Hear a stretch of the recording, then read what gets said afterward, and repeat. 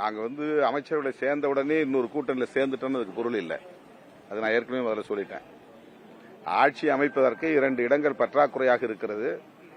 விசிக ஆதரவு வேண்டும் என்ற கடிதம் வெளிப்படையாக முதலமைச்சர் திரு விஜய் அவரிடமிருந்து அப்போது வந்தது. அப்படித்தான் விடுதலை சிறுத்தைகள் கட்சியும் வெளியிலிருந்து ஆதரிக்கிறோம் என்று ஆதரவு அளித்தோம். அவ்வளவுதான். 10 நாட்கள் கழித்துதான் அமைச்சரவையில் இடம்பெறுவது என்ற முடிவை நாங்கள் எடுத்தோம். அமைச்சரவையில் இடம்பெற்றாலும் கூட நாங்கள் தவேகா கூட்டணியில் இணைந்து விட்டோம் என்று சொல்லுவதற்கு அதிகாரப்பூர்வமான எந்த நிகழ்வும் நடைபெறவில்லை. அமைச்சரவையில் வந்துட்டீங்கன்னாவே நீங்க ஒரு பார்ட்ல ஒரு அமைச்சரவையில் ஒரு ஆட்சிக்கு ஆதரவு தந்தீங்கன்னாவே நீங்க ஒரு பார்ட். அதனால குழப்பங்கள் தேவையில்லை.